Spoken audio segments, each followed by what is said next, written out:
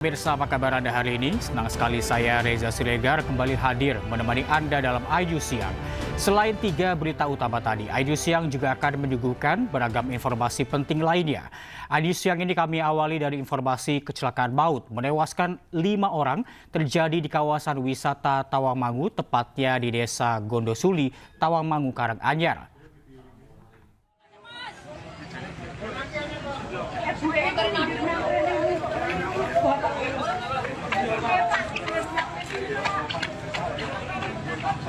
Kecelakaan yang dialami rombongan minibus wisata ini terjadi di jalur lama Tawangmangu. Saat insiden terjadi, minibus tengah mengangkut 16 penumpang yang berasal dari Bojonegoro, Jawa Timur, terdiri dari 16 perempuan dan 2 anak. Ngapunten butuh bantuan niki wonten kecelakaan wonten ngeboh. Niki derek dievakuasi niki. Polisi mengungkap kecelakaan terjadi sekitar pukul 10 pagi. Rombongan rencananya akan pergi ke wilayah Tawangmangu melewati Magetan.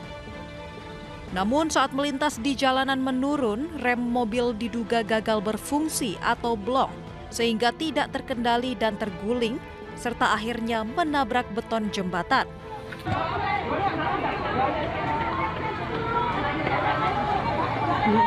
Ya Allah.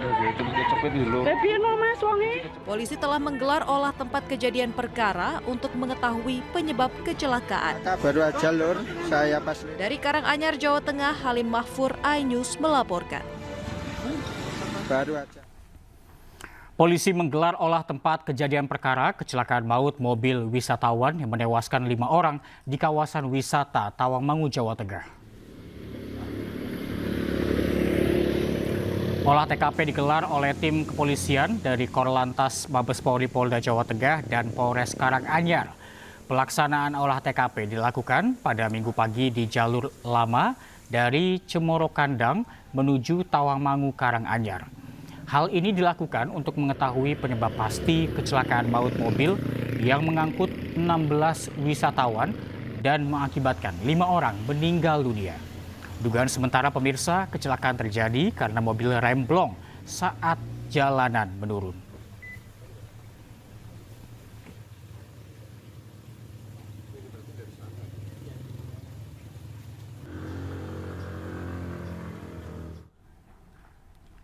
Dan untuk mengetahui informasi terkini terkait olah TKP kecelakaan minibus wisata yang mengakibatkan 5 orang meninggal dunia, kita langsung bergabung dengan rekan Halim Mahfur yang berada di lokasi kejadian. Selamat siang, Halim. Apakah sudah ada hasil olah TKP pada hari ini?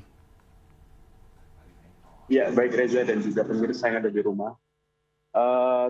Tim kepolisian telah melakukan olah TKP di lokasi kejadian kecelakaan maut di kawasan Gondosuli, Tawangmangu, Karanganyar. Dan pada olah TKP ini diikuti oleh dari beberapa tim, yakni dari tim TAA Polda Jawa Tengah, tim Korlantas Polri dan juga dari Polres Karanganyar. Kemudian persiapan yang dilakukan dalam proses dalam proses olah TKP ini dimulai dari sekitar pukul 8 waktu Indonesia Barat. Dan kemudian seluruh tim tiba di lokasi sekitar pukul 8.30 waktu Indonesia Barat. Olah TKP ini menggunakan alat dengan menggunakan sistem Traffic Accident Analysis atau TAA yang digunakan untuk mengungkap berbagai kronologi dan penyebab kejadian kecelakaan maut yang terjadi di Gondosuli, Tawangmangu, Karanganyar. Kemudian selama proses olah TKP berlangsung, jalur lama, yakni yang terjadi kecelakaan ini ditutup terlebih dahulu sehingga para pengemudi dialihkan melalui jalur baru yang dirasa lebih aman dan juga lebih bisa dilalui oleh kendaraan bermuatan besar. Kemudian sementara itu saat ini berdasarkan informasi yang telah didapatkan, kelima korban jenazah telah dibawa pulang dan telah dimakamkan di Bojonegoro pagi ini. Dan juga update terbaru, di puskesmas masih ada 3 korban dan juga 4 korban lainnya masih diopnam di Rumah Sakit Umum Daerah Kartini, Karanganyar. kemudian 3 lainnya masih rawat jalan, dan salah satu pasien dirawat dan dirujuk di Rumah Sakit Muwardi Solo. Baik. Baik, Reza, kembali ke studio. Ya, Halim, hingga saat ini apakah olah TKP sudah selesai dilakukan?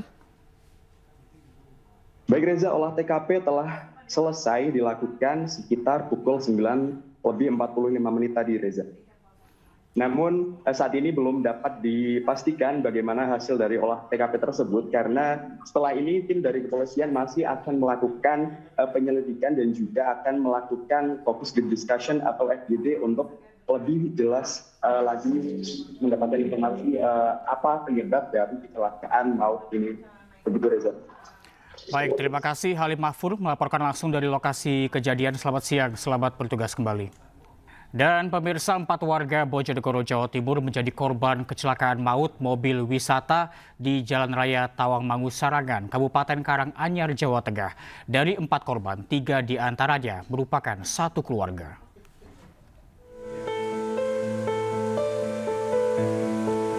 Suasana duka menyelimuti rumah Sri Mulyani, 58 tahun di Desa Padangan, Kecamatan Padangan, Kabupaten Bojonegoro, Jawa Timur. Sri Mulyani merupakan salah satu korban kecelakaan maut mobil minibus yang membawa 18 penumpang di Tawangmangu.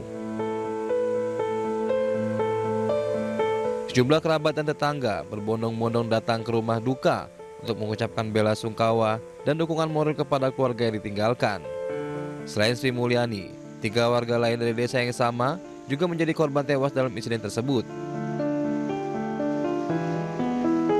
Mereka adalah Ana Ruby, 45 tahun, Atik 49 tahun, dan Salma 5 tahun. Ketiganya masih memiliki hubungan keluarga sebagai kakak adik dan anak. Setelah tiba dari RSUD Karanganyar, jenazah para korban dimakamkan di TPU setempat pada Minggu dini hari.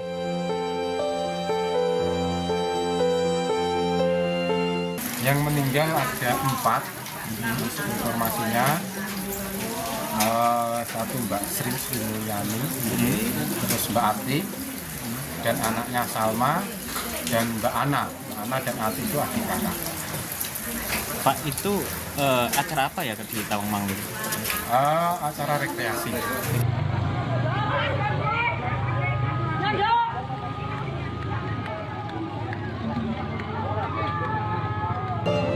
Sebelumnya, 5 orang tewas dalam kecelakaan maut mobil minibus yang membawa 18 penumpang dari Bojonegoro, Jawa Tengah di kawasan wisata Tawangmangu, Karanganyar. Kecelakaan diduga terjadi karena rem mobil blong saat melintasi jalan menurun hingga akhirnya tak terkendali dan menabrak jembatan beton. Dari Bojonegoro, Jawa Timur, Dedi Mahdi, iNews melaporkan. Seluruh korban kecelakaan tunggal mobil wisata di Tawangmangu dibawa ke RSUD Kartini Karanganyar. Rata-rata korban terluka akibat benturan. Total 17 orang menjadi korban dalam kecelakaan maut di Jalan Gondosuli, jalur lama dari Cemoro Kandang menuju ke Tawangmangu, Karanganyar. 5 diantaranya dinyatakan tewas. Kelima korban meninggal berjenis kelamin perempuan dan 1 diantaranya masih berusia kanak-kanak. Selain itu, 12 korban lainnya mengalami luka berat dan luka ringan. Seluruh korban telah dibawa ke Puskesmas dan RSUD Karanganyar.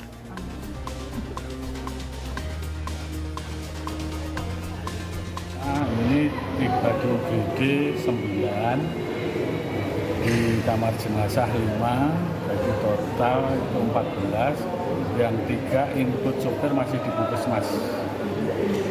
Kondisinya gimana Pak Dir? Ini kondisinya ya sementara masih dalam perawatan. Sementara menurut warga, mobil diduga mengalami remblong saat turun dari tanjakan Gondosuli, jalur lama Tawangmangu. Itu rombongan dari Cepu, mobil elep dari arah Jawa Timur mau ke, tadi supir saya tanya itu mau ke Muning. Nah, itu terjadi rem mangkak atau di rem itu blong. Jadi dari arah barat ada mobil di sini mau dibanting ke kanan tidak bisa. Duduk, Bu. Jembatan ya, Pak. Dari Karanganyar, Jawa Tengah, Halim Mahfur, iNews melaporkan. Perampok bersenjata api menyekap seorang karyawan minimarket di Jalan Kiai Haji Mas Mansur, Jakarta Pusat. Polda Metro Jaya bergerak cepat hingga para pelaku kini sudah berhasil ditangkap.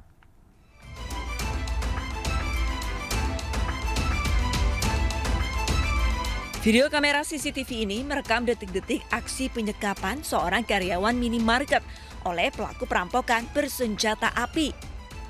Pelaku yang sempat meletakkan senjata apinya di lantai kemudian mengikat kedua tangan dan kaki korban yang telah tertelungkup di sebuah gudang.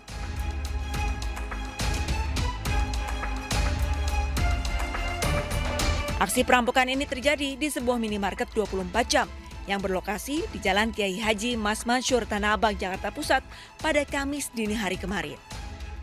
Sepinya lokasi usai azan subuh berkumandang dimanfaatkan pelaku untuk beraksi. Meski belum diketahui jumlah pelaku, namun dipastikan pelaku kabur dengan membawa sejumlah uang yang tersimpan di laci kasir. Kalau buat sering nggak pernah sih, baru kali ini. Soalnya kan di jalur apa ini ya? Iya lah, Tanah Abang rame. Nah, nggak mungkin kalau belum dipantau sama mereka gitu loh. Oh, artinya udah di GM-nya. Sejak kejadian, korban yang merupakan karyawan minimarket dikabarkan mengalami trauma. Dari Jakarta, Rani Sanjaya, iNews melaporkan. Polisi mengepung rumah tersangka dugaan pemalsuan surat tanah seluas 8,7 hektar di kawasan PIK 2 Charlie Chandra. Pengepungan berlangsung hingga malam hari karena Charlie menolak keluar rumah lantaran menganggap penangkapan dirinya tidak berdasar. Pak, kami udah 9 jam di sini, Pak. Kami sudah sangat kooperatif sekali, Pak. Mohon hargai kami, Pak. Polisi mendatangi kediaman tersangka pemalsuan surat tanah Charlie Chandra di Pademangan, Jakarta Utara. Petugas yang hendak menjemput Charlie mendapat perlawanan. Setelah 12 jam polisi menunggu di lokasi, akhirnya Charlie dan kuasa hukumnya keluar menemui petugas. Bahwa saya tidak pernah dipanggil sebagai tersangka untuk diperiksa sebagai tersangka. Ya, makanya sangat aneh polisi datang ke sini hari ini mau menangkap. Silakan kirim surat panggilan dan saya akan hadiri. Gitu. Bukan begini caranya. Menurut kuasa hukum Charlie, penangkapan ini tidak berdasar. Sprindik baru yang dikeluarkan oleh Diskrimum tanggal 21 Maret 2025. Kami di sini penasihat hukum sudah sangat kooperatif datang ke Polda Banten dengan saudara Charlie Chandra juga untuk diperiksa. Tapi sebelum itu ya kami sudah menyampaikan juga kalau kami sudah mengirimkan surat kepada Kapolda. Karena memang biar gimana pun kita menghadapi proses hukum ini kan kita harus patuh juga pada aturan yang ada ya. Jadi memang di dalam proses pidana saudara Charlie Chandra ini sudah ada gugatan perdata ya yang Pengadilan Jakarta Utara. Jakarta Utara. Polisi menyebut berkas penyidikan konflik tanah yang menjerat Charlie telah dinyatakan lengkap atau P21. Kami sudah diskusi terkait tadi dengan tim lawyernya dan sudah sesuai SOP minta waktu 1,5 jam. Sudah kami laksanakan. Setelah 1,5 jam kita laksanakan ke sini, kok masih lama? Ada perdebatan dan segala macam. Charlie Chandra adalah warga yang mengaku sebagai ahli waris lahan seluas 8,7 hektar di Teluk Naga, Tangerang, Banten dan kini telah menjadi kawasan Pantai Indah Kapuk 2. Ia mengeklaim dirinya korban perampasan tanah oleh pengembang besar. Charlie kemudian diduga memalsukan dokumen dan memberi keterangan palsu terkait sengketa tanah. Usai dijadikan tersangka, Charlie mengajukan gugatan perdata agar proses pidananya ditunda. Anda masih bersama kami di iNews Siang. Pemirsa, pedagang daging di Pasar Senen, Jakarta diciduk polisi karena menjadi koordinator juru parkir liar. Pelaku menerima setoran wajib Rp75.000 per hari dari beberapa juru parkir. 20 hari, satu orang ton berapa? Juru parkir liar ini tak berkutik saat diringkus petugas Satreskrim Polres Metro Jakarta Pusat di Pasar Senen, Jakarta Sabtu pagi. Saat diciduk, sang jukir mengaku aksinya digerakkan oleh seorang pedagang daging dalam pasar. Juru parkir ini hanya bisa pasrah membawa para aparat ke koordinator jukir liar berinisial A di kawasan Pasar Senen. Para juru parkir di bawah komandonya wajib menyetor sebesar Rp75.000 per hari. Sempat terjadi ketegangan saat si jukir diminta membangunkan A dengan masuk lewat lubang loteng. Khawatir akan kabur, petugas langsung menarik turun si jukir dan menggelandangnya bersama A. Dalam razia Berantas Jaya 2025 di lokasi ini, petugas mengamankan 7 preman berkedok juru parkir liar. Modusnya memungut uang parkir tambahan kepada para pengunjung sebesar Rp5.000 meski pasar sudah dilengkapi sistem parkir resmi. Polres Metro Jakarta Pusat berkomitmen terus akan memberantas aksi premanisme dan juga debt collector yang meresahkan masyarakat. Hari ini kami melakukan penindakan aksi premanisme di Pasar Senen dan berhasil mengamankan 7 orang pelaku aksi premanisme. Petugas mengancam akan menindak tegas siapapun yang berulah membuat keresahan di masyarakat, termasuk debt collector dan ormas. Dari Jakarta, Rani Sanjaya Ayus melaporkan. Polisi dan masyarakat merobohkan posko ormas yang meresahkan warga di wilayah Pademangan, Jakarta Utara. Polisi juga mengamankan sejumlah orang yang diduga terlibat dalam aktivitas pungutan liar berkedok ormas beserta barang buktinya.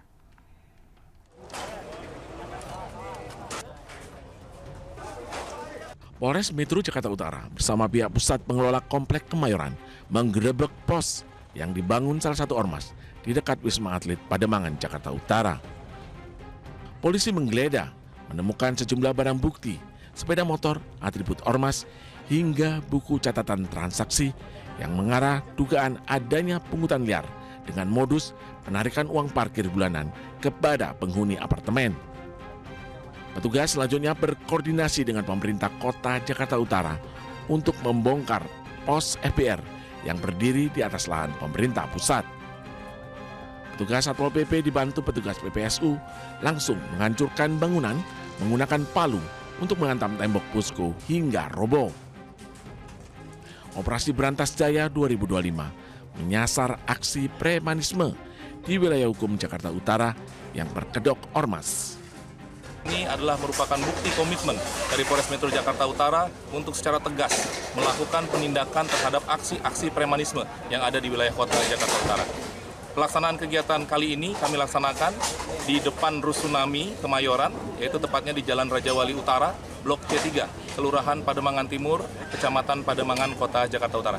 Saat ini kami telah mengamankan tiga orang yang kami duga melakukan kegiatan-kegiatan aksi premanisme.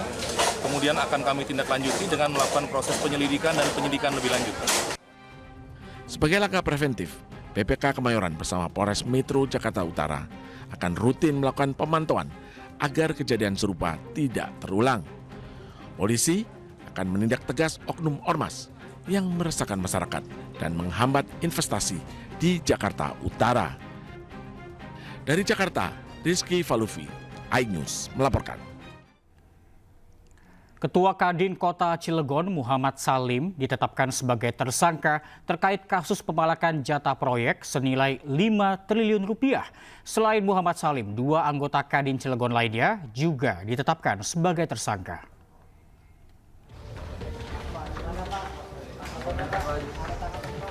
Dengan tenang sambil melempar senyuman, Ketua Kamar Dagang dan Industri Kota Cilegon, Banten, Muhammad Salim atau Abah Salim ini digiring usai ditetapkan sebagai tersangka buntut permintaan jatah proyek senilai Rp5 triliun tanpa lelang. Tersangka berperan mengajak dan menggerakkan orang untuk melakukan aksi pemerasan di PT China Chengda Engineering.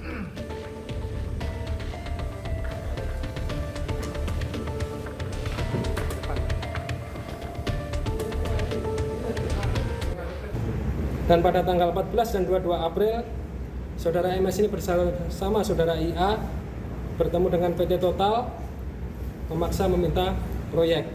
Adapun pasal yang kita terapkan pada yang bersangkutan pasal 368 dan 160 KUP yang mana ancaman hukumannya adalah 9 tahun penjara. Selain Muhammad Salim, polisi juga menetapkan 2 orang lainnya sebagai tersangka, yaitu Wakil Ketua Kadin Cilegon Bidang Industri Ismatullah dan Ketua HNSI Rufaji Jahuri. Sementara itu, Kadin Indonesia menyayangkan tindakan anggotanya tersebut. Saat ini pihaknya telah menonaktifkan sementara 3 anggotanya yang ditetapkan sebagai tersangka. Kita bilang di Kadin Indonesia ini, kamu tetap salah. Cara begini salah. Karena begini adalah kelakuan preman, kelakuan LSM. Ormas, kamu kan bukan ormas. Kamu kan organisasi intelektual. Dan kita, bisa kamu dilakukan pemecatan oleh kita. Tanpa ada lelang. Tanpa ada lelang. Harus jelas tanpa ada lelang. 5 triliun untuk Kadin, 3 triliun. Sebelumnya viral di media sosial video tersangka menggebrak meja saat meminta proyek tanpa proses lelang ke sebuah perusahaan. Mereka juga mengancam akan menghentikan proyek jika tidak dilibatkan dalam proyek. Buntut kasus ini, polisi juga menelusuri aliran dana CSR atau tanggung jawab perusahaan ke sejumlah ormas. Dari Lebak, Banten, Iskandar Nasution, iNews melaporkan. Kepala Kantor Komunikasi Kepresidenan Hasan Nasbi berbicara soal upaya Presiden Prabowo Subianto untuk memberantas praktik premanisme. Ia mengatakan pemerintah mengejar premanisme yang mengganggu proses bisnis di Indonesia. Oleh pemerintah itu adalah aksi premanisme, terutama yang mengganggu, awalnya ini ya, yang mengganggu proses bisnis. Jadi investor takut masuk ke kita. Ya, orang-orang yang ingin berusaha itu takut untuk berusaha di kita karena ada biaya-biaya tambahan dan beban-beban tambahan akibat aksi dan ulah premanisme. Jadi yang mengganggu itu adalah premanismenya. Kalau bicara ormas, ormas itu banyak. Ya, NU ormas, Muhammadiyah ormas, ID ormas. Yang ya kita nggak akan melihat ini pukul rata, ya. Kalau ormas adalah ormas, Gempita ormas. Jadi kalau pertanyaannya kenapa tidak menyentuh ormas, yang ingin diatasi dan dihilangkan oleh pemerintah adalah aksi premanisme, tindakan premanisme. Mau dia individual, mau dia berorganisasi, itu yang ingin nanti dihilangkan oleh pemerintah. Dan hari ini pemerintah sedang membentuk tim khusus. Rapat paripurna DPRD Jawa Barat diwarnai aksi walkout yang dilakukan oleh seluruh anggota fraksi PDI Perjuangan. Mereka kecewa dengan pernyataan Deddy Mulyadi yang dinilai melecehkan lembaga DPRD. Menanggapi aksi walkout ini, Deddy Mulyadi pun memberikan komentar pedas di akun Instagram pribadinya. Rapat paripurna hari ini, ya, saya meminta seluruh fraksi PDI Perjuangan untuk tidak ikut atau walkout. Rapat paripurna DPRD Jawa Barat yang digelar pada Jumat 16 Mei 2025 berlangsung panas. Fraksi PDI Perjuangan yang dipimpin Memo Hermawan memilih walkout atau meninggalkan ruang sidang. Aksi ini sebagai bentuk protes terhadap pernyataan Gubernur Jawa Barat Deddy Mulyadi yang dinilai menyinggung marwah DPRD pada rapat Abdesi dan Musrembang di Cirebon. POC itu membangun gedung negara di Cirebon ini tidak ada itu persetujuan DPR-nya. Bagus, Pak. Yang ada persetujuan DPR-nya kita sudah beberapa kali SDG rubuh. Kenapa itu terjadi? Karena kita kolaborasi hanya dimaknai oleh berkumpul bersama untuk memutuskan, bukan rasa dan cinta. Menurut anggota fraksi PDIP, DPRD Jawa Barat, Doni Huta Barat, keberadaan DPRD dan Gubernur semestinya satu kesatuan legislatif dan eksekutif yang saling menunjang, serta memperkuat bukan saling meniadakan. Fraksi PDI Perjuangan walkout demi menjaga kehormatan DPRD. Langkah ini diambil karena kita menyikapi dari pernyataan Deddy Mulyadi sebagai Gubernur Jawa Barat pada saat Musrembang tanggal 7 Mei di Cirebon. Nah, Pak Gubernur menyampaikan bahwa kalau dia menjalankan kebijakannya, kalau harus berbicara ke DPR, itu rumit, butuh waktu lama, harus ada rapat pertama, rapat kedua, rapat ketiga. Nah, kemudian kita berpikiran bahwa Deddy Mulyadi melihat DPRD ini adalah penghambat. Menanggapi aksi walkout ini, Deddy Mulyadi pun memberikan komentar pedas di akun Instagram pribadinya. Musrenbang, forum yang sakral, diundang, tak mau datang. Ingin dihargai, tapi tak pernah menghargai. Ingin dilibatkan, tapi tidak pernah mau terlibat. Ngaku berpihak pada rakyat, berjuang untuk rakyat, giliran anggaran dibuat untuk kepentingan rakyat, tak terima dianggap melanggar konstitusi. Mari kita renungi, kita ini bekerja buat siapa dan untuk siapa. Panasnya hubungan antara DPRD Jawa Barat dan Deddy Mulyadi ini dipicu oleh pernyataan Gubernur Jawa Barat tersebut pada acara Musrembang di Cirebon 7 Mei lalu. Pernyataan ini dinilai telah merendahkan martabat DPRD. Tim Liputan iNews melaporkan. Gubernur Sumatera Utara Bobi Nasution curhat soal Sumatera Utara menjadi juara kasus narkoba di hadapan Wakil Presiden Gibran Rakabuming Raka. Menanggapi curhatan Bobi, Gibran menyarankan agar Bobi mengikuti jejak Gubernur Jawa Barat Deddy Mulyadi dalam membina anak muda bermasalah.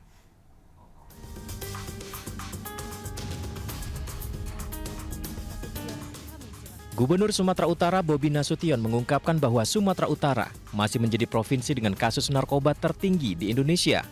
Curhatan Bobi ini disampaikan di hadapan Wakil Presiden Gibran Rakabuming Raka saat memberi sambutan pada penutupan Muktamar ke-15 Persatuan Umat Islam di kantor Gubernur Sumatera Utara pada Kamis kemarin.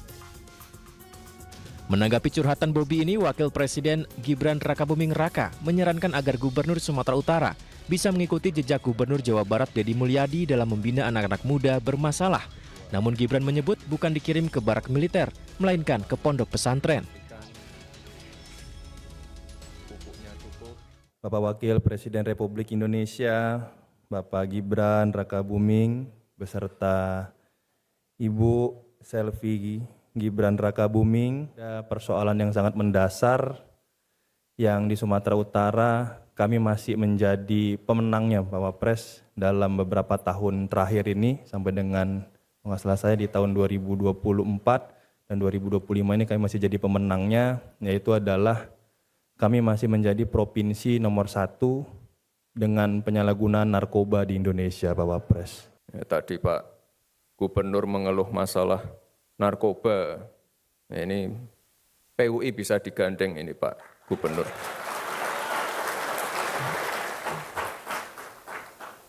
Mungkin ada gubernur Jawa Barat yang mengirim anak-anak bandel ke barak, nah, ini bisa dikirim ke pondok-pondok pesantrennya PUI mungkin. Kita tunggu saja, apakah Gubernur Sumatera Utara benar-benar akan menjalankan saran dari kakak iparnya ini untuk mengikuti jejak Gubernur Jawa Barat dalam membina anak-anak muda bermasalah. Terima kasih Anda masih bersama kami di iNews Siang. Pemirsa, Presiden Prabowo Subianto tiba di Bangkok, Thailand dalam rangka kunjungan resmi kenegaraan. Dalam kunjungannya kali ini, Presiden Prabowo akan bertemu dengan Raja Thailand Maha Vajiralongkorn untuk melakukan pertemuan bilateral. Presiden Prabowo dan rombongan mendarat di Mueang Royal Thai Air Force Base sekitar pukul 10 malam waktu Thailand. Setibanya di bandara, Presiden Prabowo disambut oleh sejumlah jajaran pemerintah Thailand dan Duta Besar Indonesia, Rahmat Budiman, serta Atase Pertahanan Bangkok, Kolonel CKE Faisal Rahmat Hutagalung. Selain itu, iringan pasukan jajar kehormatan Thailand juga mengiringi perjalanan Presiden Prabowo menuju ke kendaraan untuk membawa rombongan kepresidenan ke hotel. Selama berada di Bangkok, Presiden Prabowo akan bertemu dengan Raja Thailand Maha Vajiralongkorn dan Perdana Menteri Thailand Paetongtarn Shinawatra. Kunjungan Presiden Prabowo ke Bangkok untuk menguatkan hubungan strategis dan kerjasama bilateral kedua negara di berbagai bidang.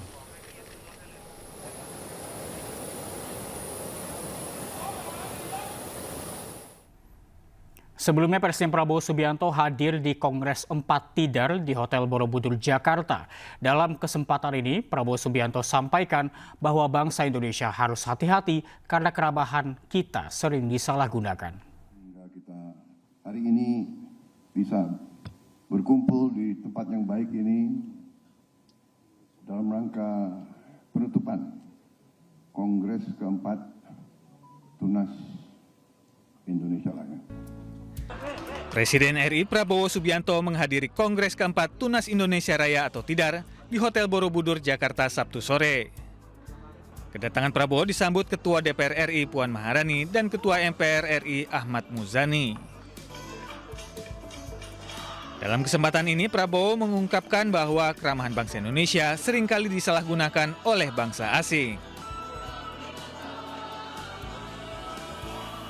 Kita ramah, tapi keramahan kita sering disalahgunakan oleh bangsa-bangsa lain. Kebaikan bangsa Indonesia sering dianggap kelemahan. Saudara-saudara, saya tidak mau mengajak kita curiga atau benci sama bangsa asing, tidak mungkin. Kita harus belajar, tapi kita harus sadar bahwa Indonesia yang demikian besar, demikian kaya, sejarah kita selalu diadu domba, dipecah belah, suku sama suku, agama sama agama, kadang-kadang agama yang satu pun dipecah belah. Dalam Kongres keempat Organisasi Kepemudaan Saya Partai Gerindra ini, para peserta memilih Ketua Umum TIDAR untuk 5 tahun ke depan. Rahayu Saraswati Joyo Hadikusumo atau yang biasa dipanggil Sarah, akhirnya terpilih kembali untuk menjadi Ketua Umum Tunas Indonesia Raya periode 2025-2030. Bapak Prabowo Subianto, Presiden Republik Indonesia yang sangat kita banggakan. Karena ingat kata-kata beliau yang harus kita resapi. Kalau jatuh, kalau jatuh,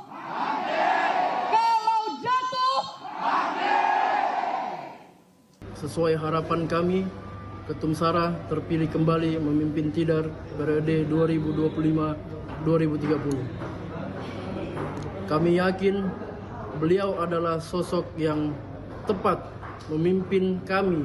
Dan TIDAR tentunya menjadi lokomotif terdepan untuk memenangkan Partai Gerindra. Menurut Ketua TIDAR Kaltara, di bawah kepemimpinan Sarah, organisasi TIDAR semakin besar dan menjangkau pemuda hingga ke luar negeri. Tim Liputan iNews melaporkan.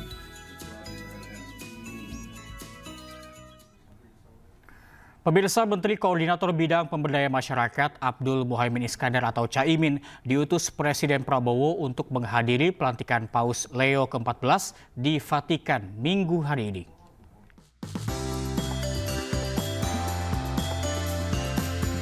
Presiden Prabowo Subianto mengutus Menteri Koordinator Bidang Pemberdayaan Masyarakat Abdul Muhaimin Iskandar atau Caimin untuk menghadiri pelantikan Paus Leo ke-14 di Vatikan hari Minggu 18 Mei 2025. Caimin berangkat ke Vatikan pada Jumat malam melalui gedung VVIP Bandara Soekarno-Hatta, Kota Tangerang, Banten.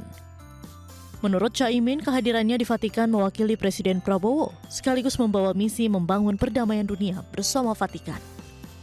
Saya mendapatkan perintah dari Bapak Presiden untuk mewakili beliau dan mewakili kita semua untuk memberikan penghormatan, ucapan selamat, dan menyaksikan pelantikan Bapak Sri Paus Leo yang ke-14 dengan satu misi semangat membangun persaudaraan, kebersamaan antara dua negara, Indonesia dengan Vatikan.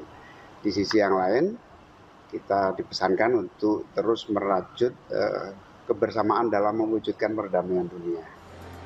Pelantikan Paus Leo ke-14 akan digelar di lapangan Santo Petrus, Vatikan pada Minggu 18 Mei sekitar pukul 3 sore waktu Indonesia. Dari Tangerang, Banten, Nurman iNews melaporkan. Nama ex-Menteri Komunikasi dan Informasi Menkominfo Budi Aristiadi terseret dalam kasus judi online di Kementerian Komunikasi dan Digital atau Komdigi. Budi diduga terlibat dalam perekrutan pegawai hingga menerima keuntungan sebesar 50% dari penjagaan website judi online. Nama Budi Ari disebut dalam dakwaan jaksa penuntut umum di sidang dugaan judi online Komdiji di PN Jakarta Selatan Rabu 14 Mei 2025. Adapun terdakwa dalam sidang ini adalah Zulkarnain Apriliantoni, Adi Kismanto, Alwin Jabar Tikimas, dan Muhrijan alias Agus. Dalam dakwaan jaksa, Budi Ari diduga meminta rekannya, Zulkarnain, untuk mencari orang yang bisa mengumpulkan data website judi online.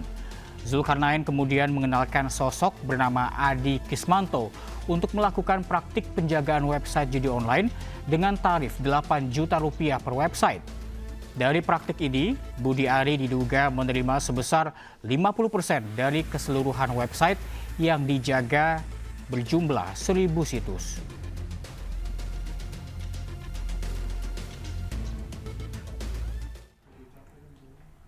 Menteri Kesehatan Budi Gunadi Sadikin menyatakan untuk mencapai tingkat kesehatan yang baik, masyarakat Indonesia perlu memiliki gaji minimal 15 juta rupiah per bulan. Pernyataan tersebut disampaikan dalam sebuah forum diskusi di Jakarta kemarin.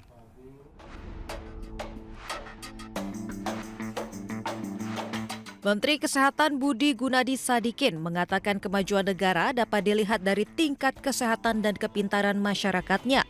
Untuk mencapai hal tersebut, ia menyebut masyarakat perlu bergaji setidaknya 15 juta rupiah per bulan. Menurut Budi, besaran gaji dapat menjadi tolak ukur kepintaran dan kesehatan seseorang. Menurut saya sih cuma dua. Apa sih bedanya orang yang gaji 15 juta sama 5 juta? Cuma dua. Satu 15 juta pasti lebih sehat dan lebih pintar. Kalau dia nggak sehat dan nggak pintar, nggak mungkin gaji 15 juta. Pasti gajinya 5 juta. Kalau dia pintar aja tapi nggak sehat, sama juga. Kalau dia sehat tapi nggak pintar, sama juga. Jadi harus sehat dan pintar. Itu sebabnya Kementerian Pendidikan dan Kementerian Kesehatan memegang peran penting. Saat ini rata-rata pendapatan masyarakat Indonesia di angka 5 juta rupiah per bulan. Menurut Budi, Indonesia masih punya waktu sampai 2030 untuk bisa menaikkan gaji rata-rata pekerja di angka 15 juta rupiah per bulan.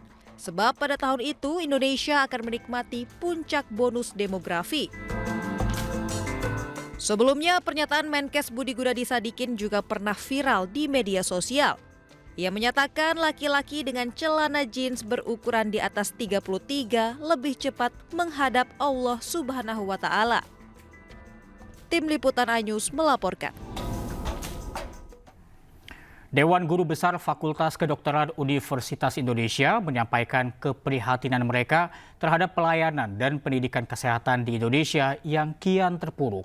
Para Dewan Guru Besar menggelar deklarasi untuk menyoroti kebijakan pendidikan kedokteran dari Kementerian Kesehatan. Menyampaikan keprihatinan mendalam atas kebijakan kesehatan dan pendidikan kedokteran dari Kementerian Kesehatan yang berpotensi menurunkan mutu pendidikan dokter dan dokter spesialis sehingga akan berdampak langsung pada kualitas pelayanan kesehatan masyarakat.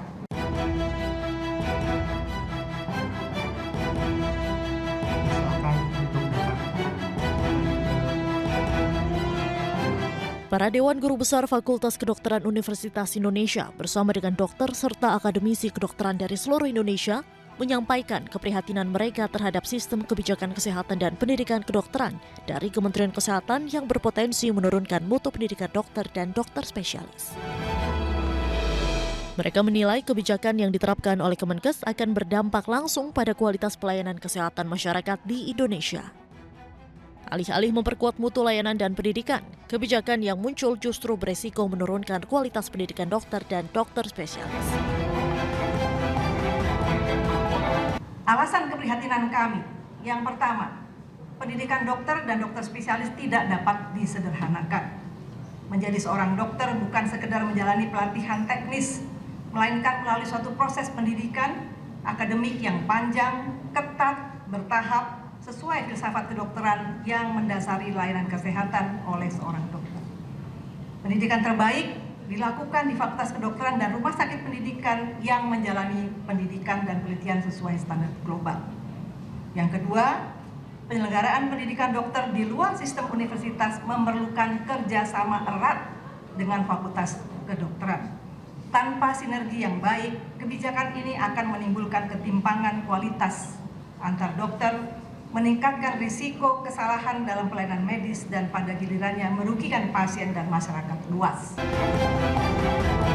Sementara itu, Menteri Kesehatan Budi Gunadi Sadikin mengatakan dirinya membuka diri untuk berdialog dengan seluruh dokter senior, termasuk ratusan guru besar dari Fakultas Kedokteran Universitas Indonesia. Kementerian Kesehatan sangat membuka diri kalau ketidaknyamanan ini terjadi untuk berkomunikasi. Ya. Nanti teman-teman Kementerian Kesehatan bisa bilang waktu kita nyusun undang-undang itu kan yang paling fundamental kan. Itu berapa puluh ribu orang yang memang memberikan masukan ke kita, ada di list YouTube-nya kita, memberikan masukan lewat email, itu ada semua datanya. Jadi kita bisa nunjukin. Ya. Kebijakan-kebijakan yang kita bikin sekarang itu melibatkan banyak, khususnya guru besar dari Fakultas Kedokteran Universitas Indonesia. Sebelumnya, ratusan guru besar FKUI berharap agar pemerintah bisa membangun kembali kemitraan yang sehat antara Kemenkes, Rumah Sakit Pendidikan, serta Kolegium. Dari Jakarta, Tim Liputan iNews melaporkan.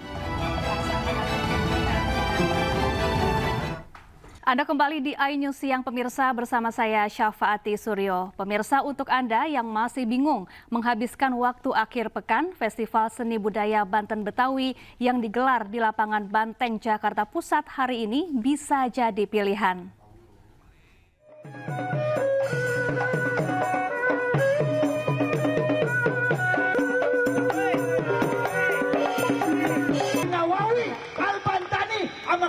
Wah, cakep. Dan tidur udah lama. Kelamaan. Habisnya dia. Festival Seni Budaya Banten Betawi menampilkan kekayaan seni budaya Banten dan Betawi. Pegiat seni dan budaya turut memeriahkan acara, menjadikan festival ini sebagai sarana pelestarian kearifan lokal, sekaligus penguatan silaturahmi antar komunitas di ibu kota.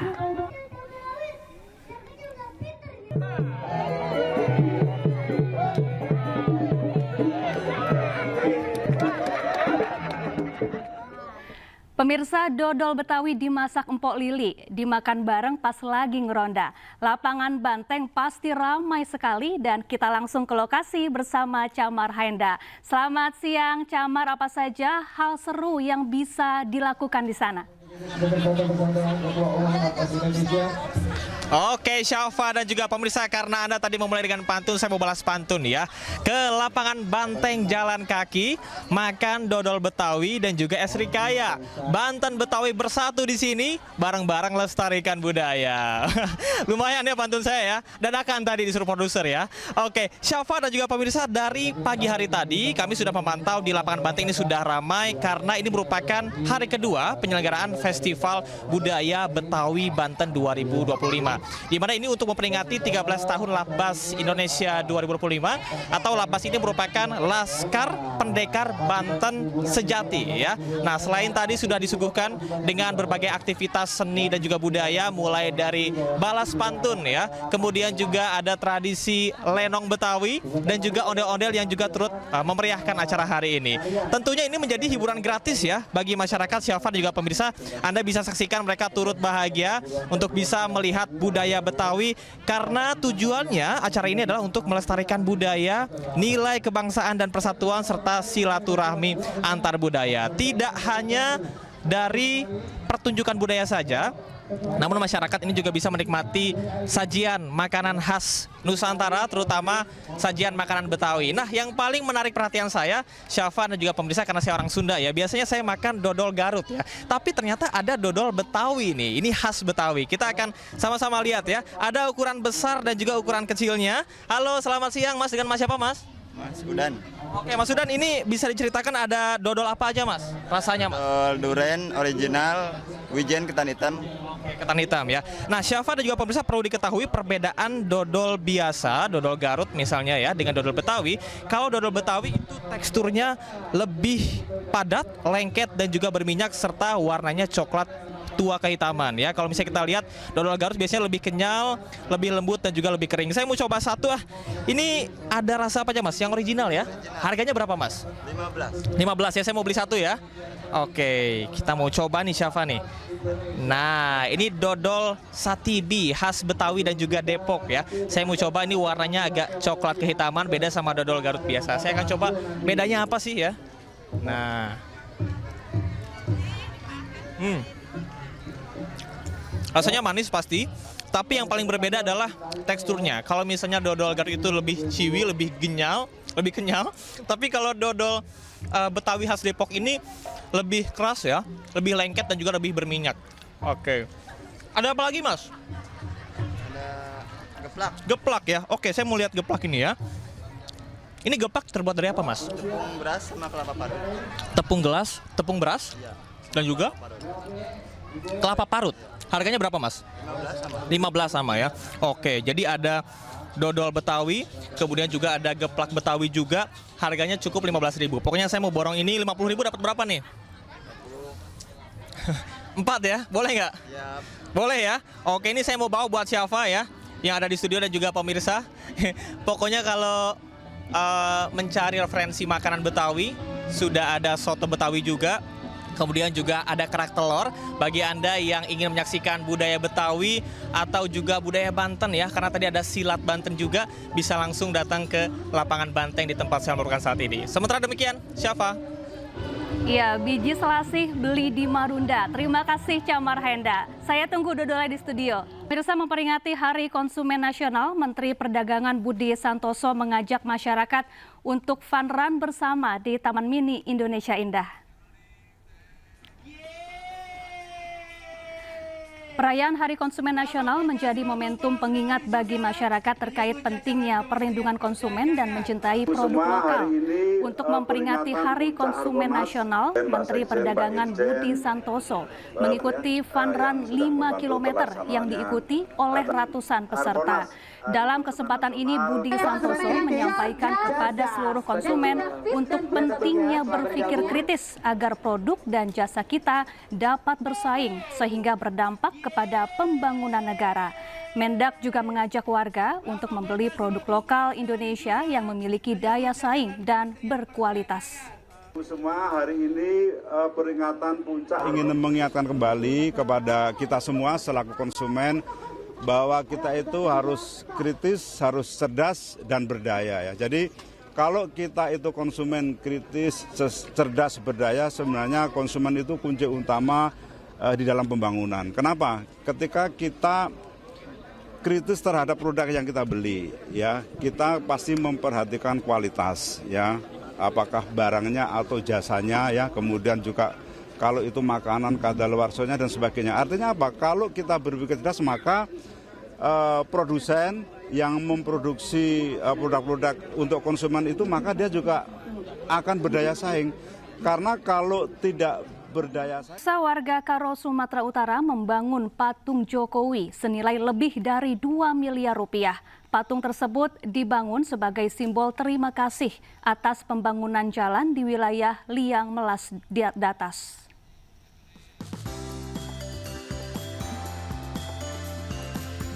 Warga Liang Melas Datas LMD Kabupaten Karo, Sumatera Utara membangun patung Presiden Republik Indonesia ke-7 Joko Widodo di area perbukitan. Dengan lahan seluas 2 hektar, monumen Jokowi yang dibangun warga Karo ini menghabiskan biaya sekitar 2,5 miliar rupiah. Pembangunan monumen ini bentuk tanda terima kasih warga Liang Melas Datas terhadap Jokowi yang telah memberikan pembangunan infrastruktur di kampung mereka. Kalau pembangunan patung, untuk ini patung sudah 100%. Jadi untuk lokasi patung yang kita namakan ini tamannya, atau yang di lokasi patung ini adalah amphitheater, ini sudah mencapai 75-80%. Nah, jadi mungkin sekelilingnya lagi ini kan akan dipenuhi menjadi tanaman-tanaman jeruk, tanaman buah, dan semua akan dipenuhi lingkungan ini. Yang kurang lebih luas lahan kita ini keseluruhan adalah 2 hektar.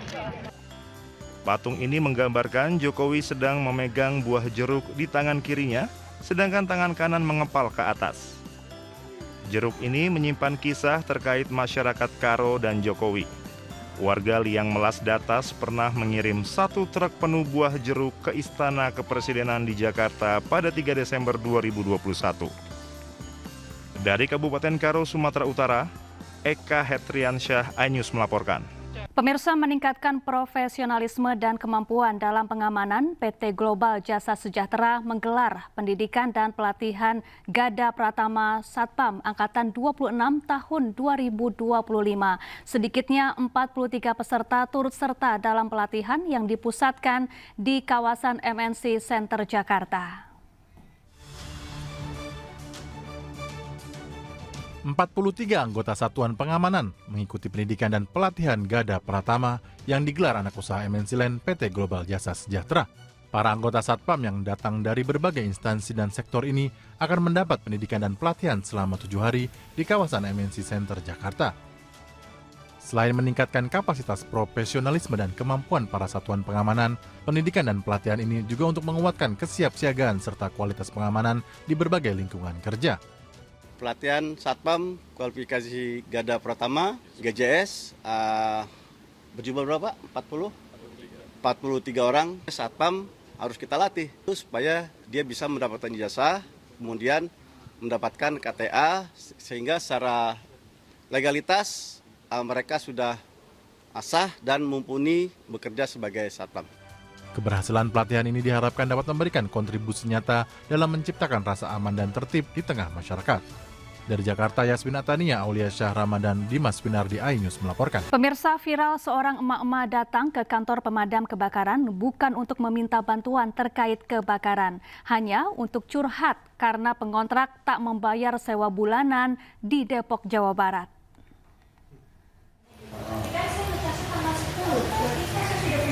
Ya, 10 hari kan di depan gitu. Nah, kalau sekarang saya diberikan lagi 10 hari, tapi kan 20 hari saya memberikan waktu lowong gitu kan. Viral di media sosial, wanita curhat kepada petugas Damkar Pos Merdeka, Sukma Jaya, Kota Depok, yang sedang bertugas menyimak dengan seksama. Komandan Regu Damkar Pos Merdeka Kota Depok mengira ibu pemilik kontrakan tersebut datang meminta bantuan penanganan kebakaran atau evakuasi. Namun, ternyata hanya ingin curhat ke petugas damkar terkait pengontrak yang sudah 6 bulan belum membayar uang sewa rumah miliknya di Cisalak, Kota Depok. Enggak Pak, enggak ada kebakaran sama evakuasi. Tapi saya datang ke sini ingin curhat aja, kata dia gitu. Saya bilang, nyatanya curhat tentang masalah apa ya Bu? Gini Pak, dia bilang, saya punya kontrakan, tapi yang pengontrak ini agak susah untuk bayar. Diketahui bahwa pemilik kontrakan itu telah berusaha mengusir penyewa, namun upaya itu tidak membuahkan hasil. Meski curhatan pemilik kontrakan tersebut bukan tupoksi Damkar, tetapi Damkar tetap membantu mencarikan solusi dan mengarahkan ibu tersebut menemui ketua lingkungan setempat. Dari Depok, Jawa Barat, Iyung Rizky, iNews melaporkan. Kreativitas tanpa batas ditunjukkan Umar Mustafa, pemuda berusia 35 tahun asal desa Harjowinangun, Tegal, Jawa Tengah. Ia sukses menciptakan berbagai jenis robot dari onderdil kendaraan bekas dan berhasil menembus pasar internasional.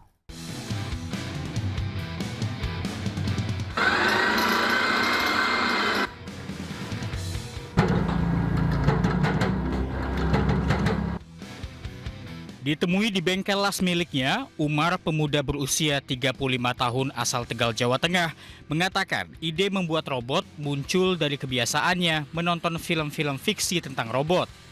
Ia lalu membeli onderdil sepeda motor dan mobil bekas di Pasar Loak dengan harga Rp10.000 per kilogram. Berbekal keahlian sebagai tukang las, ia merakit barang bekas menjadi robot dengan tampilan futuristik. Tak hanya tampak gagah, beberapa robot buatannya juga dilengkapi sistem remote control untuk menggerakkan robot dan lampu-lampu agar tampil lebih atraktif.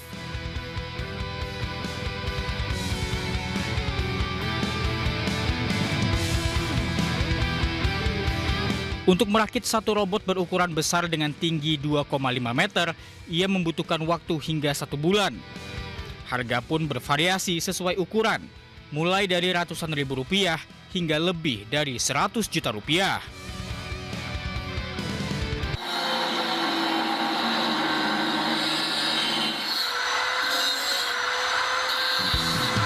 Robot hasil karya Umar kini telah dipesan oleh kolektor dari berbagai negara seperti Jerman, Prancis, Korea Selatan, hingga Amerika Serikat.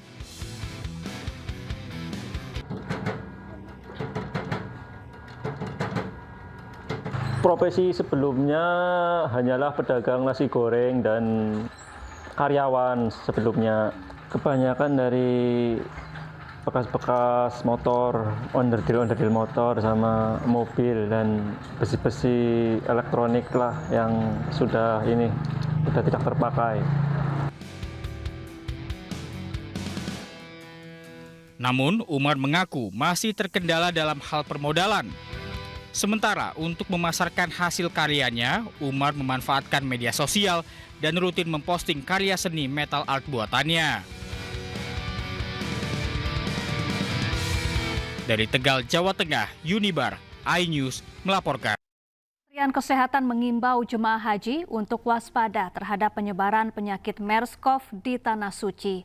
Imbauan ini menyusul temuan 9 kasus terkonfirmasi MERS-CoV pada periode 1 Maret hingga 21 April 2025. Meskipun virus MERS-CoV ini tidak banyak dan terkendali di Arab Saudi, namun jemaah haji diminta lebih waspada. MERS-CoV merupakan penyakit sistem pernapasan serius yang disebabkan virus corona. Penularannya dapat terjadi melalui kontak dekat dengan hewan terinfeksi, terutama unta, atau melalui droplets pernapasan dari manusia ke manusia. Gejala yang ditimbulkan antara lain batuk, sulit bernafas, dan demam.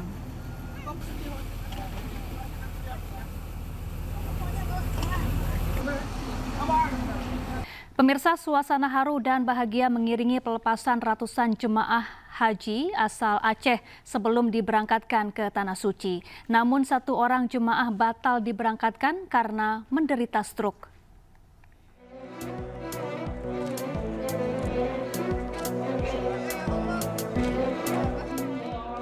Ratusan jemaah calon haji diberangkatkan ke Tanah Suci dari Banda Aceh. Mereka berkumpul terlebih dahulu di halaman kantor wali kota Banda Aceh.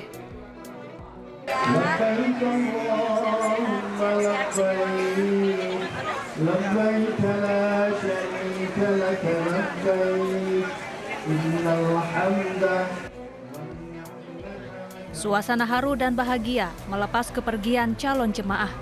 Sebelum diterbangkan melalui Bandara Sultan Iskandar Muda Blang Bintang, jemaah akan memasuki pemondokan di asrama haji. Sementara itu, 1 jemaah gagal berangkat karena sakit. Jadi 386 ada 1 yang tidak jadi diberangkatkan karena kondisi stroke. Dan besok kita akan pastikan kalau kita juga berangkat. Ada 5 kloter dari Kota Banda Aceh. Jadi besok kloter kedua, kloter ketiga. Bapak Ibu sekalian sudah diarahkan menuju bus dan bus itu sesuai dengan rombongan. Tahun ini ada 4.378 jemaah termasuk petugas daerah asal Aceh yang diterbangkan ke Tanah Suci untuk menunaikan ibadah haji. Dari Banda Aceh, Syukri Syarifuddin, iNews melaporkan. Gelombang 2 jemaah calon haji asal Indonesia tiba pada 17 hingga 31 Mei 2025 di Bandara King Abdul Aziz, Jeddah, Arab Saudi.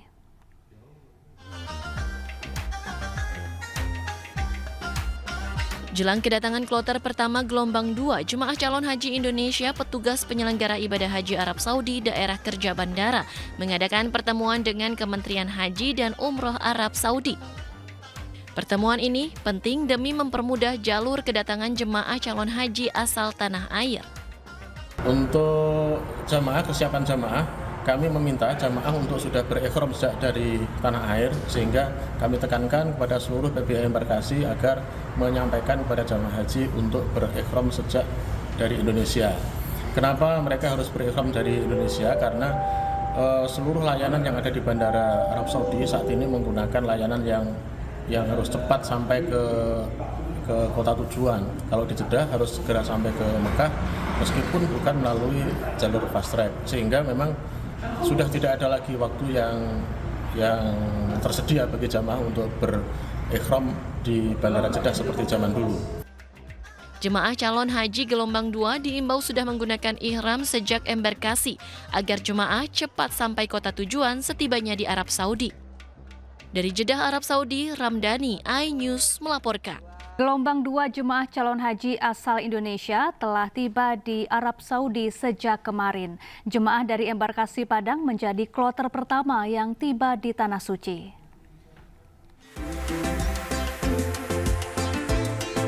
Kedatangan gelombang 2 jemaah calon haji asal Indonesia ke Arab Saudi dimulai pada Sabtu 17 Mei 2025. Jemaah dari embarkasi Padang menjadi kloter pertama gelombang 2 yang tiba di Tanah Suci pukul 5.20 waktu Arab Saudi.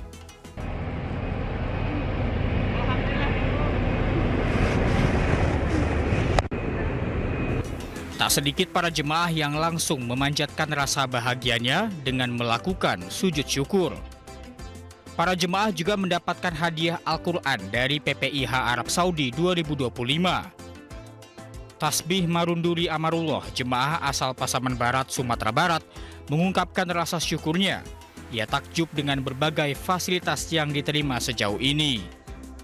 Mulai dari pemberangkatan, dari asrama, dari kabupaten, kota masing-masing, sampai ke embarkasi dan sampai ke Jeddah ini, pelayanan yang sangat memuaskan lah kami jemaah haji.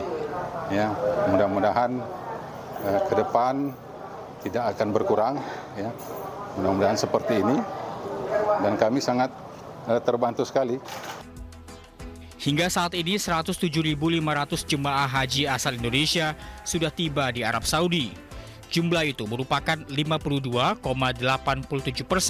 dari total 203.320 jemaah haji Indonesia yang akan mendarat di Tanah Suci. Tim Liputan iNews melaporkan.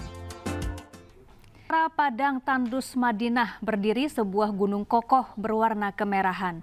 Gunung Uhud, saksi bisu salah satu peristiwa paling bersejarah dalam perjuangan Islam.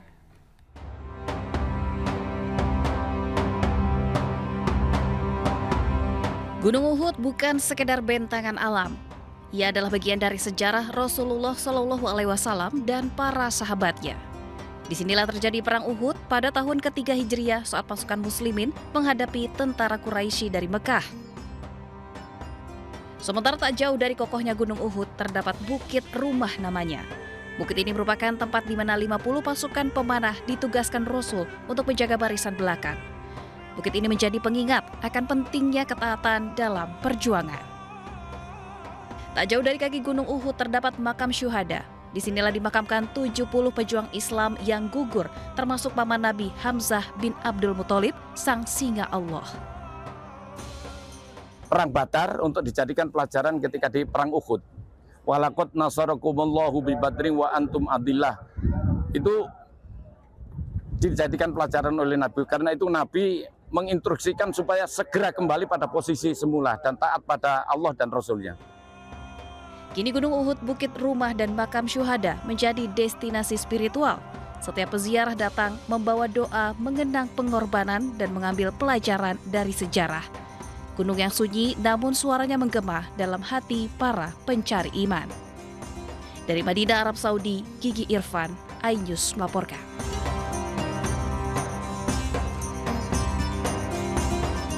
Pemirsa, Dian Sandi Utama, kader Partai Solidaritas Indonesia, dilaporkan Profesor Yusuf Leonard Henuk, seorang mantan dosen USU, terkait dugaan pelanggaran tentang ITE karena mengunggah foto ijazah Presiden Joko Widodo melalui akun X miliknya pada 1 April 2025.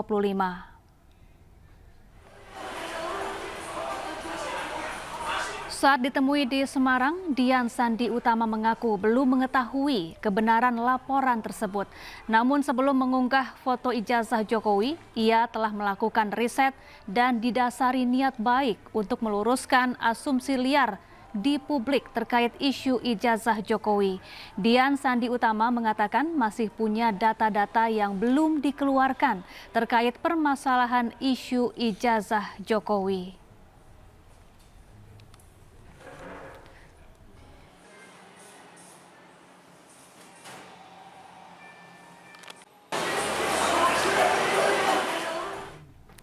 Ya, ingin segera polemik ijazah Jokowi selesai, kader PSI Dian Sandi Utama mengunggah foto ijazah Presiden Joko Widodo melalui akun X miliknya tanpa izin pemilik.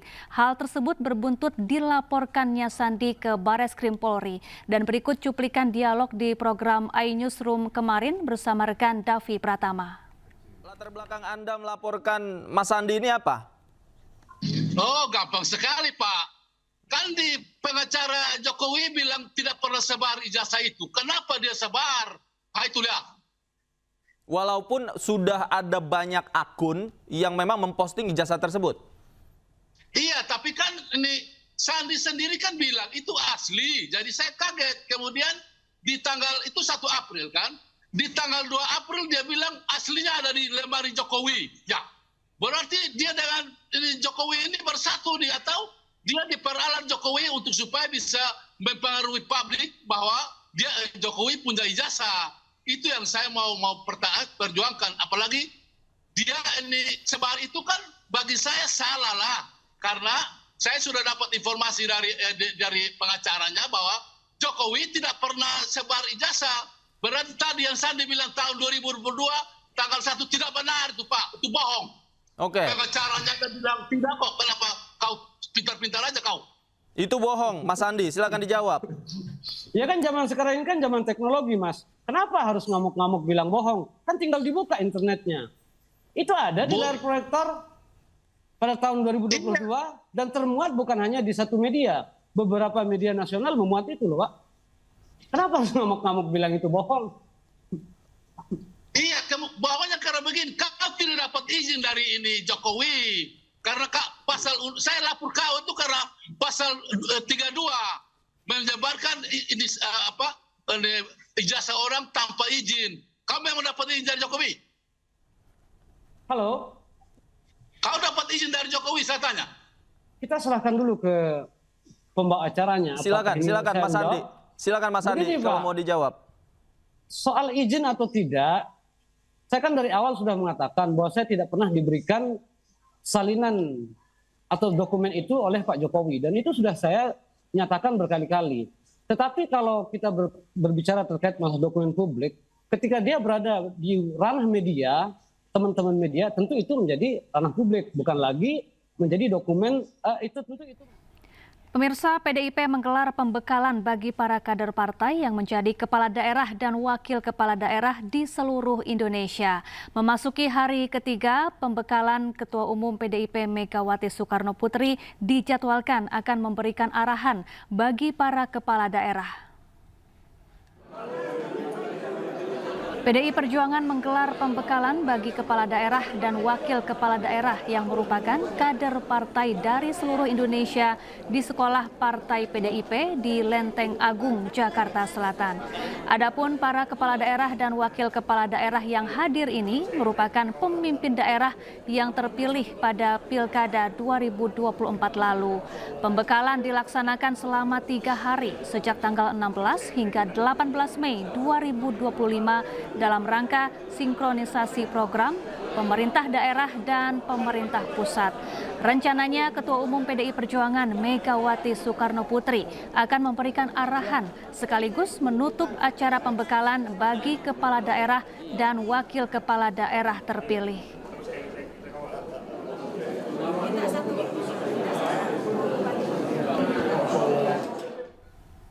Ya, untuk mengetahui informasi terkini di hari terakhir pembekalan Kepala Daerah kader PDIP, kita bergabung dengan rekan Hamzah Hasibuan di Sekolah Partai DPP PDIP Lenteng Agung, Jakarta Selatan. Selamat siang Hamzah, apa isi pembekalan di hari terakhir yang diberikan kepada Kepala Daerah dari PDI Perjuangan? Ya, Syafa dan juga pemirsa, terkait dengan materi pembekalan yang disampaikan pada hari terakhir ataupun hari ketiga di tanggal 18 Mei 2025 ini, hingga saat ini kami belum mendapatkan informasi karena pembekalan yang dilakukan ini memang sejak pagi tadi dilaksanakan secara tertutup. Menurut pantauan kami ini sejak pagi tadi di Sekolah Partai DPP PDI Perjuangan, ini para kepala daerah sudah masuk sejak sekitaran pukul 8.45 dan di media ini tidak diperbolehkan untuk meliput terkait dengan materi pembekalan atau adapun terkait dengan materi pembekalan yang sebelumnya sudah disampaikan, ini Ketua DPP PDIP bidang pemerintahan dan otonomi daerah Ganjar Pranowo ini juga sempat menyampaikan bahwa para kepala daerah dan wakil kepala daerah terpilih dari kader PDIP di Pilkada 2024 lalu mendapatkan materi terkait dengan sinkronisasi anggaran dasar dan anggaran rumah tangga serta sinkronisasi program pemerintah daerah dan juga pemerintah pusat, di mana sinkronisasi program pemerintah daerah dan pemerintah pusat ini dilaksanakan dengan harapan agar berbagai persoalan yang terjadi di daerah ini dapat langsung disampaikan dan bisa segera dicarikan solusinya oleh pemerintah pusat. Selain itu, para kader ini juga diberikan arahan terkait dengan ideologi dan loyalitas partai yang dipegang oleh Partai Demokrasi Indonesia Perjuangan. Selain itu, disampaikan pula oleh Ketua DPP bidang kaderisasi dan ideologi PDIP Jarod Saiful Hidayat bahwa para kader yang terpilih menjadi kepala daerah dan wakil kepala daerah ini juga diingatkan untuk memegang teguh karakteristik bangsa berdasarkan ideologi Pancasila agar nantinya program-program yang dijalankan ini sejalan dengan tujuan dari partai PDIP, yaitu untuk mewujudkan cita-cita reformasi berdasarkan Undang-Undang Dasar 1945. Nantinya Syafa dan juga pemirsa, ini kabarnya Ketua Umum PDI Perjuangan Megawati Soekarnoputri ini juga akan langsung hadir dan memberikan arahan di hari terakhir ataupun hari ketiga 18 Mei 2025 ini sekaligus menutup acara pembekalan bagi kepala daerah dan wakil kepala daerah terpilih di Pilkada 2024 lalu. Nantinya kami juga akan terus mengupdate Syafa dan juga pemirsa apa materi yang memang disampaikan pada hari ketiga ataupun hari terakhir di Sekolah Partai DPP PDI Perjuangan ini. Sementara itu, Syafa. Terima kasih Hamzah Hasibuan langsung dari kawasan Lenteng Agung, Jakarta Selatan, dan selamat bertugas kembali. Pemirsa, PDI Perjuangan mempersilakan Presiden ke-7 RI Joko Widodo masuk Partai Solidaritas Indonesia sebab Jokowi sudah dipecat dan bukan lagi kader PDIP.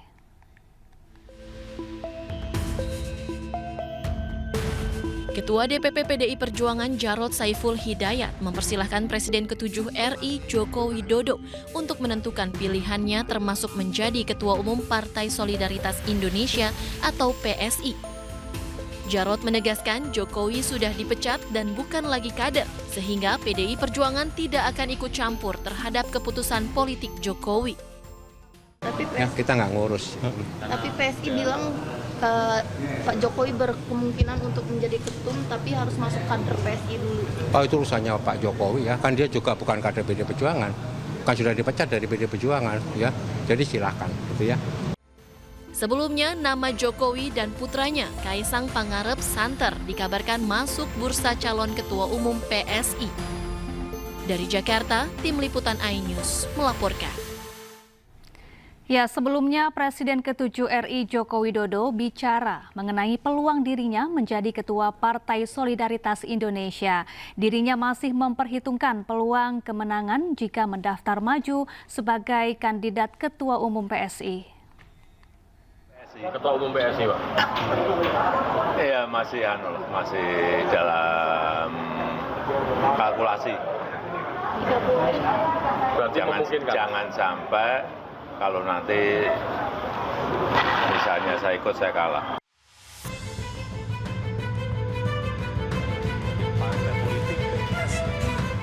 Itulah yang disampaikan Presiden ke-7 RI Joko Widodo soal peluang dirinya menjadi Ketua Umum Partai Solidaritas Indonesia atau PSI.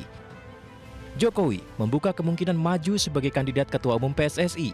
Menariknya, Jokowi masih kalkulasi dan mengaku belum tahu sejauh apa peluangnya. Misalnya mendaftar akan bersaing dengan anak sendiri, Pak, Mas Kaisang? Ya nggak tahu. Kalau saya mendaftar mungkin yang lain nggak mendaftar mungkin. Melihat peluangnya seperti apa, Pak? Ya belum tahu karena ini kan yang saya tahu katanya mau pakai e-voting, one man one vote. Seluruh anggota diberi hak untuk memilih. Diketahui Kongres PSI dijadwalkan akan berlangsung di Solo, Jawa Tengah pada 19 Juli 2025 mendatang dengan agenda utama pemilihan ketua umum baru. Tim Liputan iNews melaporkan.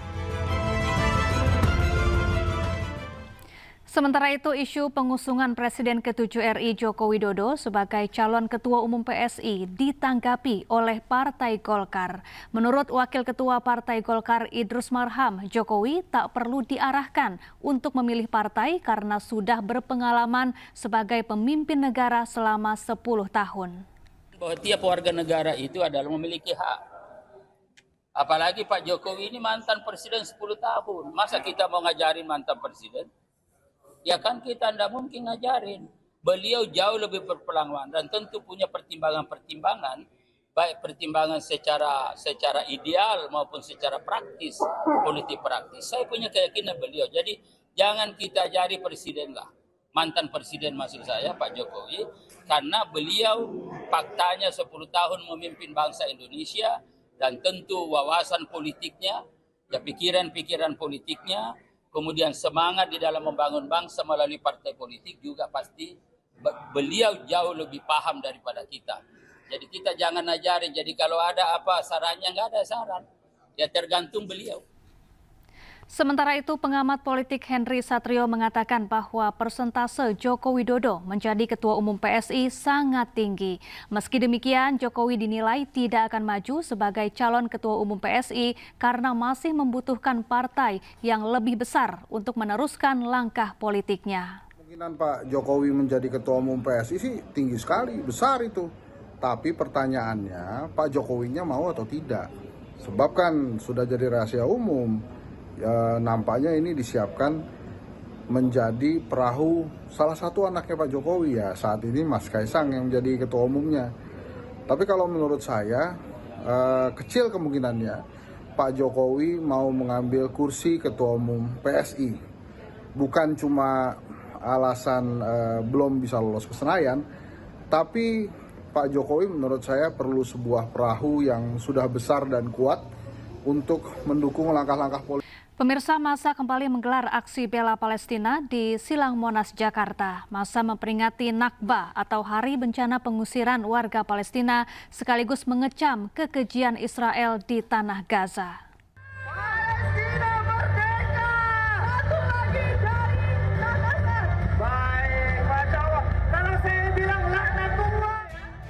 Ribuan orang dari Aliansi Rakyat Indonesia Rakyat Bela Palestina telah berkumpul di Silang Monas, Jakarta sejak pukul 6 pagi. Kami mengajak, kami menyerukan untuk hadir setiap sore hari di depan Kedubes. Mereka kembali menggelar aksi bela Palestina sekaligus memperingati Nakba atau Hari Bencana Pengusiran Warga Palestina yang terjadi pada tahun 1948. Acara diawali dengan penampilan nasyid, pembacaan ayat suci Al-Quran hingga orasi yang terbagi ke dalam 3 sesi. Mereka menuntut agar para pejabat Israel termasuk Perdana Menteri Benyamin Netanyahu segera ditangkap dan menentang relokasi Palestina untuk membentuk Gaza baru. Runtuh dengan sendirinya. Karena itu mestinya harus kembali ke sanubari, membela kemanusiaan, membela seluruh resolusi Majelis Umum PBB dan tidak lagi melakukan veto dalam persidangan Dewan Keamanan PBB. Sehingga dengan keputusan Dewan Keamanan PBB tanpa veto Amerika. Massa juga mengajak masyarakat Indonesia terus mendukung kemerdekaan Palestina dengan doa, boikot produk terafiliasi Israel, dan bantuan logistik. Dari Jakarta, Camar Haenda, Zulkarnain, iNews melapor. Si olahraga, pemirsa, tiket laga kualifikasi Piala Dunia Timnas Indonesia melawan Cina 5 Juni mendatang telah habis terjual. Namun PSSI memastikan masih tersedia tiket 20% lagi yang akan dijual Senin mendatang.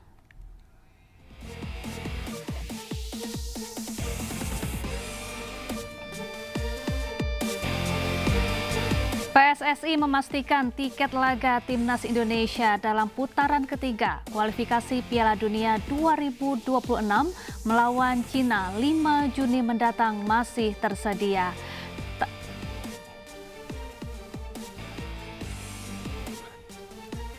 Tahap pertama pada Kamis kemarin 80% tiket telah terjual habis hanya dalam 5 jam.